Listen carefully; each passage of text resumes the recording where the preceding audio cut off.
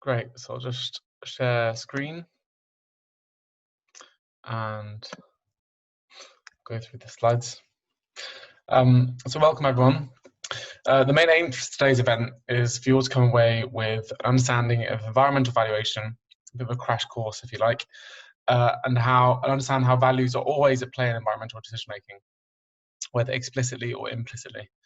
And more specifically, I'll try and point out that a very narrow understanding of value is used both in environmental management more generally and flood risk management more specifically. And lastly, hopefully you'll leave feeling a little bit more equipped after this event to be able to start challenging the assumptions about value that often take place in decisions through taking these conversations ideas with you into everyday discussions, even if it's simply prompting friends and family into thinking about relationships with water, the environment, and with each other. So what focusing on values does, importantly, is it allows us to get out of the specifics of the controversies that are often entailed in flood risk management decisions. Values can highlight differences, but it can also show commonalities too.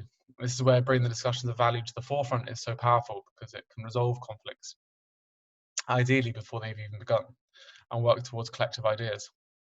So today the focus won't be on any existing schemes or decision-making processes that are going on, but rather it'll be a broader focus on how things might be done differently in the future. If you do want to talk about concerns or thoughts on current decisions, then I'd encourage you to get in touch with me, please, via email at some point, or I'd really be keen to hear more then. So one quick disclaimer I should mention too is that I've only really become familiar with York and rivers in the last couple of years, which may pale in comparison to some of you on this call. So I'm really excited to have the chance to hear from you all today. Between all of us on the call, I'm sure there is a wealth of experiences and ideas about how York might live differently with water. So no prior knowledge of flood management or river dynamics or hydrological engineering is required, just your own perspectives and openness to think differently. So first things first, I was hoping that we might all briefly be able to check in with each other, so more familiar with who's on the call. So just a bit of a light exercise. We'll use this opportunity to also familiarise ourselves with the tool we'll be using for today, called Padlet, which is a link will be available in the chat. So I'd like you to sort of open up Padlet and then click on the plus button on the left-hand column, I think it is, and type your name and a word or two that comes to mind when you think of the rivers in York, be it your local beck, foss, or the Ouse. It doesn't have to be too poetic, just simple adjectives will do. So for example, I'd go first and say, so my name is Seb, and the words that come to mind for me are exciting and powerful. So if you'll open up that link now and have a go at that.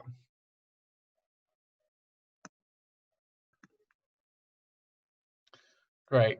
So that looks like as everyone, and thanks so much for the contribution. That's a really good sort of snapshot into looking at how sort of perceptions of the rivers and the waterways in York currently, and really gets to that kind of there's a mixture of people saying peaceful and calm and beautiful and exciting, but also there's that kind of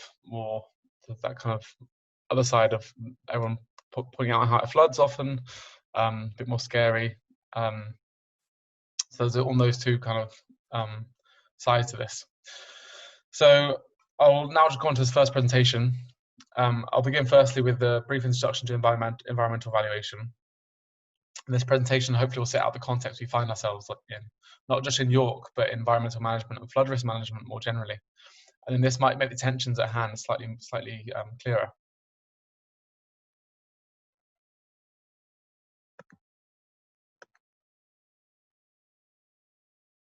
So valuation always takes place, from valuing on an informal level, maybe making personal decisions about what foods to buy at the supermarket, or even which shop to go to.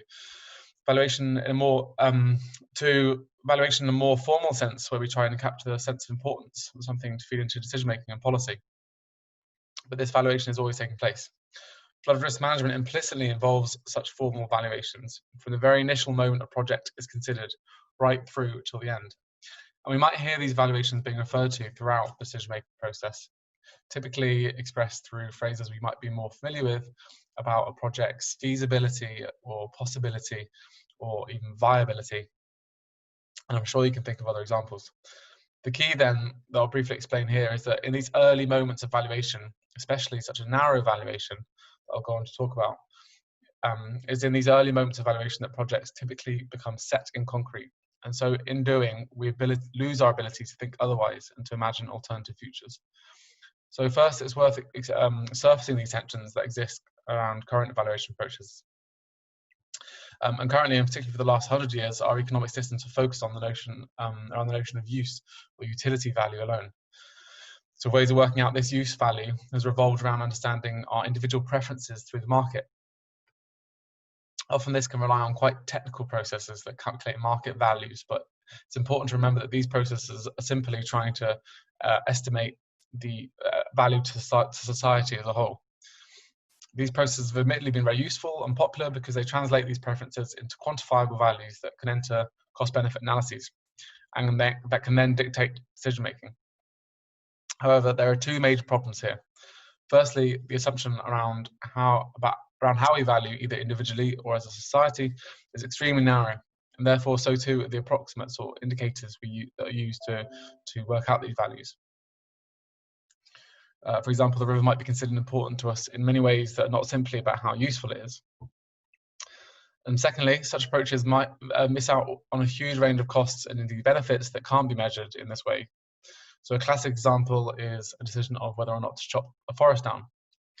If we are only measuring use values of the forest, either through calculating the preferences of people through the market or calculating the capital value, that is the profitability that can be made from producing things out of the forest, for example, fuel, paper, or even matches, then the cost alone, being the production costs, may easily be outweighed by the values worked out through the market.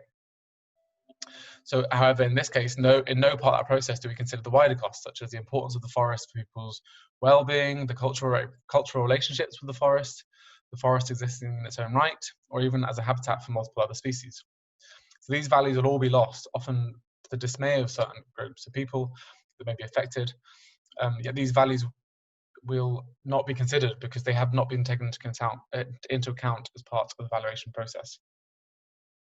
So this is something that's key to the research that I look at. Often where there are campaigns or public outcries about a decision is usually because people hold values or notions of something's importance that are not being included in the decision-making process. So it's about providing space for those campaigns and space for those voices. Now, of course, valuing our personal safety is of utmost importance, and so in the context of flood risk management particularly, it might well be said that pointed out that the proxy of measuring the values of properties and homes is a good way of measuring this value. However, as we will see, there are other ways of reducing the risk of flooding, whilst reconnecting with water and opening up space for multiple values too. Protecting property values is not necessarily the same as protecting properties.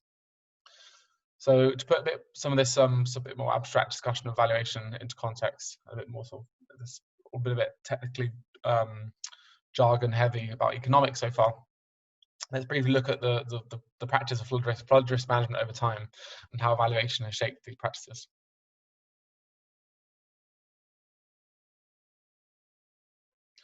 So historically, we've always implicitly understood the importance of rivers or the multiple values of living with rivers, as it is the reason that many of the cities we are familiar with in the UK, like York, have been built up and developed on around rivers.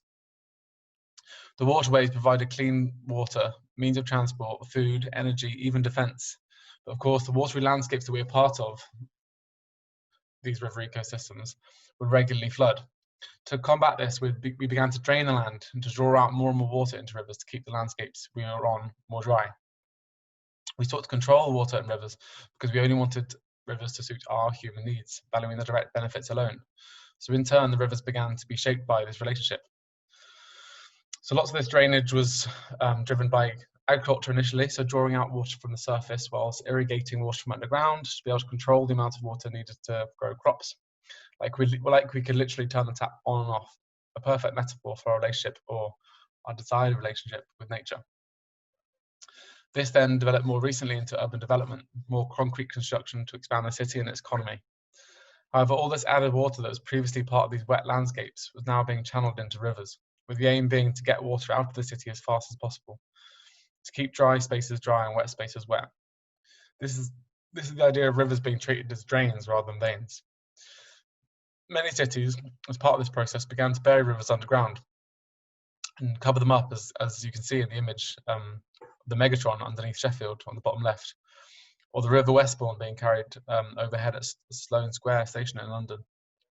So now these areas, once covered in permeable soil, rich in nutrients and able to absorb large quantities of water through its structure, is now covered in impermeable concrete, leaving the water with few places to go. So it quickly builds up in times of heavy rainfall, and our rivers will often be forced to burst its banks, causing disruption and trauma that many of you will be familiar with. Now, this is a simplified version of a long history, of course, but one of the key elements for us to draw on today is how the way in which we value water and so our relationships with water shapes where water goes, and so shapes the rivers themselves. Throughout this process, valuation has been based on a way of understanding this world that is determined by a focus on benefits to us humans alone, where one can control the environment to maintain these benefits and to suppress it when it does not suit us. This worldview, which is predominantly a Western worldview, views people as nature as separate, that we're not connected. This can be seen in pretty much all environmental management contexts, let alone flood risk management. The implications of this way of viewing the world in flood management is that people are kept away from water. The two are kept separate as much as possible, and we lose our connection to water. And this is a vicious cycle, as we're now seeing and often reeling the impacts of. More water flowing into the city and heavy rainfall means higher walls, which means more drainage, which means yet more walls and defences. This is not a secret, though. Above all, though, for those who are charged with the responsibility of making flood risk management decisions today. So the Environment Agency, for example, know that we need to look to alternative approaches, ones that focus on rural areas first, such through natural flood management techniques, slowing the flow and holding up water before it reaches the city. We've already seen elsewhere in York Environment Week and the news more recently, the role and hopes that we can attach to beavers, for example, as nature's very own flood risk management engineers. So fundamentally, flood risk management techniques now recognise the need to reconnect water and landscapes, reconnect nature and people. But our valuation processes have been left behind. We've forgotten how to value living with nature, and so decisions are hard to make, especially in urban areas. So here is a problem that you may all be familiar with already. We can't keep building walls and fences higher and higher, but it is hard for us to collectively think otherwise, to think differently. And these are necessarily collective decisions. In all of these years of continued separation from water, we have forgotten what it means to reconnect with water. This means it's hard to know how to value rivers in other ways. This requires not just imagination, but stories, memories, and experiences that might serve to think about alternative ways of living well with water. So in a moment, we'll leave this shared screen and split up into breakout rooms for this first exercise. And to do this, I'd like to invite you all to discuss in these breakout rooms what it is you value about living with York's rivers. I know this can sometimes be quite a daunting question, as value is such a sort of very vague and broad and also complex term with many different sort of angles to it, which we won't have time to sort of necessarily go into here. But here are some prompts I've left on the screen to kind of generally give a bit more of a prompt or examples to how rivers are important for you, and that is what you value about them. So you might think, what do rivers mean to you, or why do rivers matter to you? You might also think of or share some memories of interactions with the rivers in the past. So, for example, I would say I find views to be important as a view and a scene for me when I cycle from the train station up to the Millennium Bridge as a cycle route. But I also love to swim in the river down at Fulford Ings along the little sandy beaches that you can access there. So if you can, either for yourself or nominate someone in the group, when you're in your breakout rooms, jot down these responses as you discuss these questions in your breakout rooms, and jot down some responses on the Padlet link provided in the chat box. I'll post these questions as prompts in the chat box too, so you can refer back to them. And then we'll come back, we'll regroup, and we'll look at these values again shortly, and look at how we can sort of translate these into kind of decision making and start to think a bit more about valuation more formally. So we'll regroup in 10 minutes. Thanks.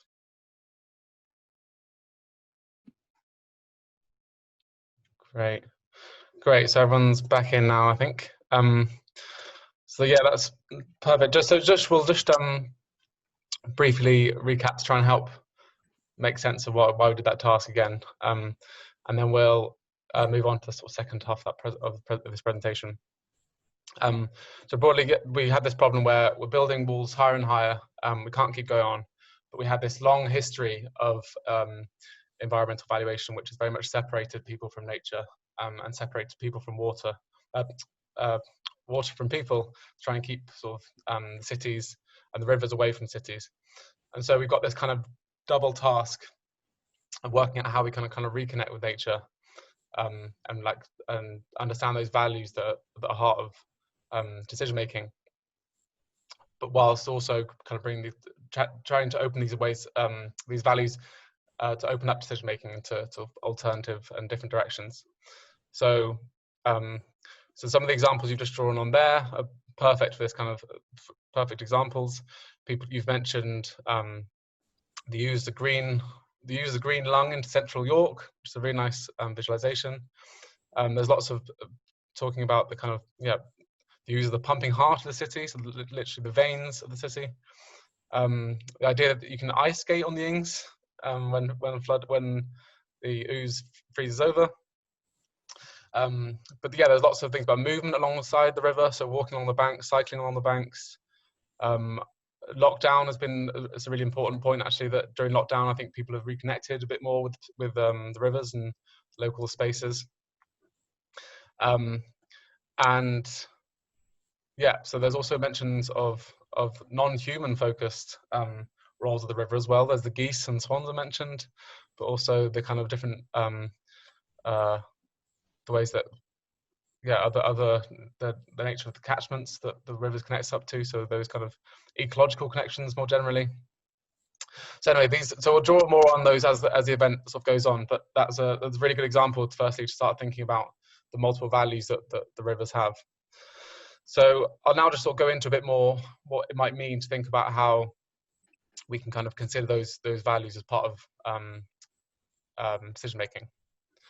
So for example, that was quite like a nice sort of exercise, but that might not necessarily have translated or made sense how that can be more practically applicable. So this next sort of phase reflects this transition from the kind of informal valuing processes that sort of mentioned before to kind of how do we make this more formal? How do we make these kind of values, how do we translate these values to more formal valuation processes? So part of this answer is what we've kind of looked at before, and how the assumptions are made in economics more traditionally. So these assumptions about what people value. So in fact, this is this assumption based on this totally imagined, rationally self-interested economic man, as to who I don't think represents me, but hopefully many of us don't really identify with this agent, which is at the core of assumptions about value. So instead, in ecological economics, which is my background, there's a recognition of this idea of value plurality. So there are lots of values and ideas of importance that ought to be taken into consideration.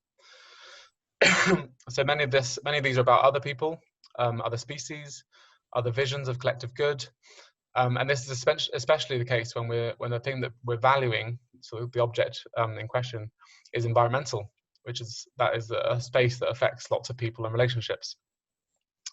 So in that exercise, we've already gone halfway into valuing differently. The other half then is making these values a bit more formal, or translating them into something a bit more applicable to policy and decision making. But excitingly, this doesn't have to be as boring as it sounds.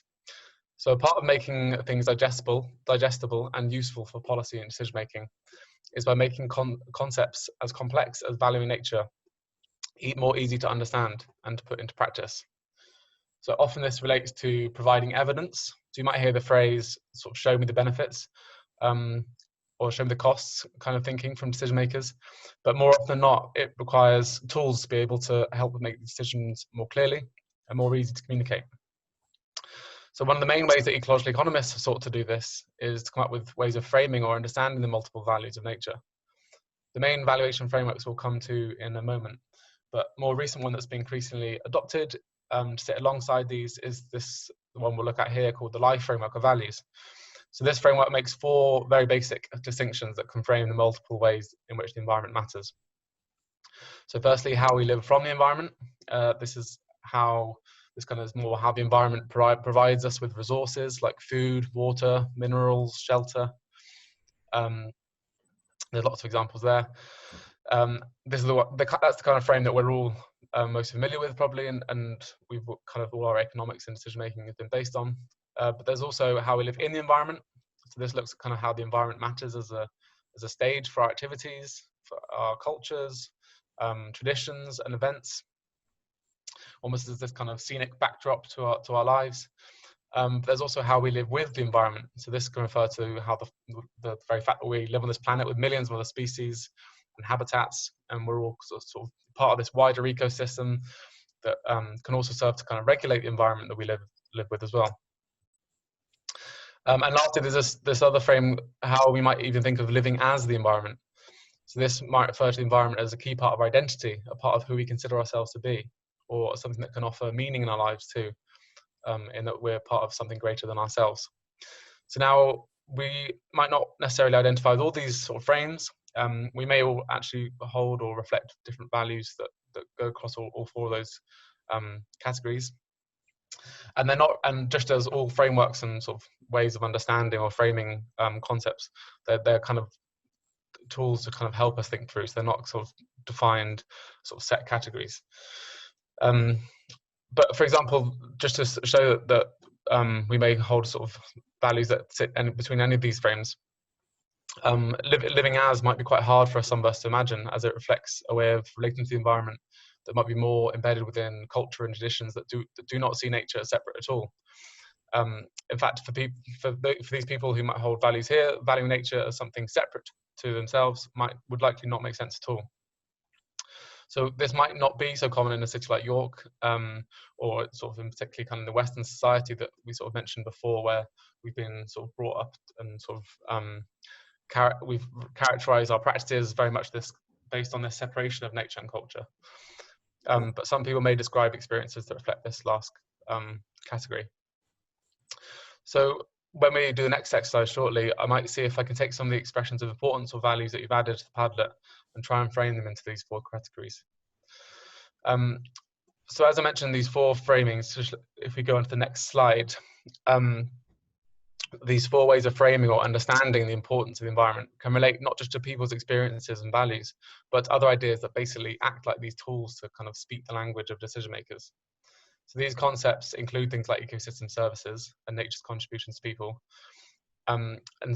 which I'll just mention in a second. But these are the ideas here, as just think of the environment as something that kind of produces a set of services or contributions that are then in turn valued. And this can either be monetarily or non-monetarily. So if you can see some examples in the circle here, hopefully, I hope it's not too small. But there are a range of examples that are mentioned that relate to these frameworks. So they can range from food and fuel as the kind of living from category, through to the more recreational, cultural, psychological benefits that we might think of as in the living in category. Then in the living with, we might see some of the more regulating services. This means that the kind of way that nature regulates itself. So we might be more familiar with this through, in the context of flood risk management, through things like slowing the flow techniques that we heard about elsewhere in York Environment Week, or the work of beavers and natural flood management techniques in general. So this is the kind of how we value living with the environment as well. Then the living as might refer a bit more to kind of spiritual and lived experiences where people feel closer to nature. So of course, many of these ideas still depend on these narrow ideas about value still, so it's centering on humans and monetary contributions. But a lot of work is being done to make this a bit more plural, both in terms of values, but also in terms of relationships. And so hopefully actually this is where this life framework of values can be helpful too, as it kind of widens these examples to include more relationships. So between the frames of living with and living as, we might have examples such as practices of care towards the environment that may actually enhance the ecology of sites rather than necessarily extract or take benefits alone.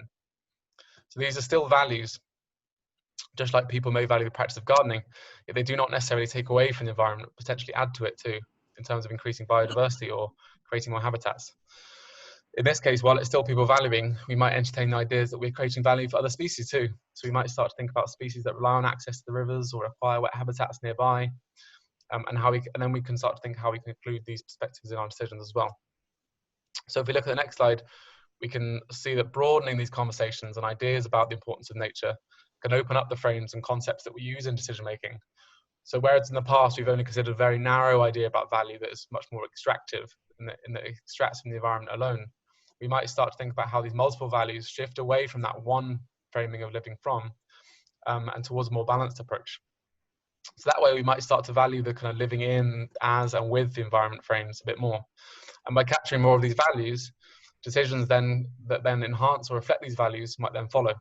So for example, particularly again, someone mentioned in one of the examples, since the pandemic and lockdown, more people have taken to finding local blue spaces to swim in. So as part of this rediscovered passion for wild or cold water swimming.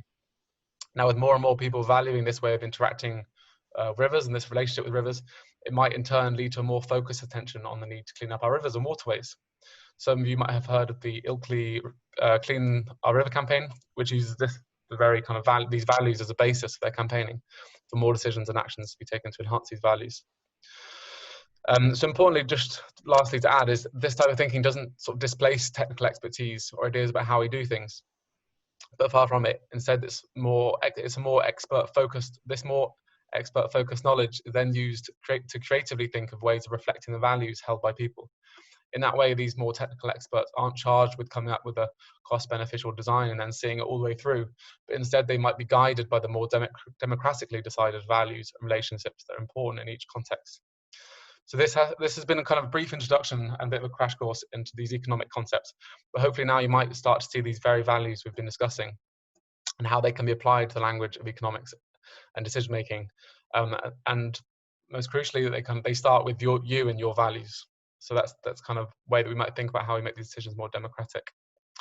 So for our final exercise, I'd like to invite you again into these breakout rooms, which we'll go to shortly, and think about how those values you posted on Padlet before, and I'll in the background kind of frame those values into the see if we can frame them into the 4 frames. But think about those kind of values as well, and think about how you might apply this approach into a real world practical example, into more creative ideas for living with water. So taking these values from earlier or things that have popped up into your head since, I'd like you to invite you to discuss how we might use our values to shape the design of, in this case, Tower Gardens, so a site we're all probably familiar with in York. So this is of course hypothetical for now, so I wouldn't worry too much about the logistics, but hopefully it can demonstrate a real world example of how evaluation might be applied.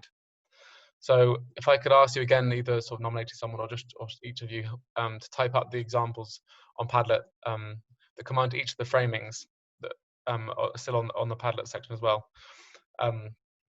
So for example, if I carry on with my example of valuing swimming, this might come under the living in frame, and that might look to sort of ensuring access in and crucially out of the water. So you can sort of reflect the examples from each of the different life aims. So I'll give you another 10 minutes to do this, and then we can briefly discuss these and summarize before we have to end.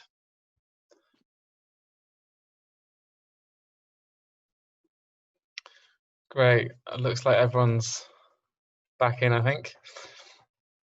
So we've not got long left, but I just thought it might be a good opportunity for us to kind of collectively share how that might have felt as an exercise. It might have been a bit confusing. There's a lot of ideas thrown at you in quite a short space of time. But also how did that kind of, particularly that second exercise, potentially feel as a way of applying those kind of concepts to a sort of practical example? And what kind of ideas came to mind for Tower Gardens? What about Tower Gardens? You can't, it's off. Where are we? I didn't notice. We can hear you if you wanted to speak. Well, I'm not familiar with all the ins and outs of Tower Gardens. It's been such a political hot potato in the city. And I didn't really like that coming in as as a concept. I thought you were going to be more general. Yeah, it's a good point. That's one of the advantages then of sort of talking about values, is that we kind of step outside and we can think a bit more on a sort of general level. But sometimes it can help through looking at kind of design of places in those ways. I think maybe it was difficult, Seb, to go from the general to a site that's so specific and actually very, very restricted in terms of possibilities. I think we struggled a little bit with that, really, too. Shall I do a bit of feedback from our bunch? Yeah, that sounds good. The stuff that came out of our conversation were partly the business of the relationship with Tower Gardens, the whole business about managing flow of the ooze, and how the whole kind of hinterland upstream became an issue and how we should connect those better. There was conversation about how we might use it as a place. Edward York, for example, might do stuff there to show how food growing is affected by the water level and flooding and stuff like that. There was conversation about the fact that the only wildlife in there at the moment apparently is the geese, and that would it be possible to create other kinds of habitats there by thinking about creating new ponds or creating wetland there or whatever to bring other wildlife in, so it wasn't just that kind of monoculture. And we talked about reshaping the banks so that you don't just get this kind of thing where the river is either invisible or almost literally in your face. And we talked about swimming as well, and the whole notion that if the ooze has good enough water quality to swim in, but if the strength of the flow within the river is dangerously strong, how can you temper that? So could you create a pond or pool which is fed by the water from the ooze, or could you create a floating pool on the ooze itself in order to kind of create a safer space to swim? They were the main things. Great, thanks so much, Phil. That's brilliant.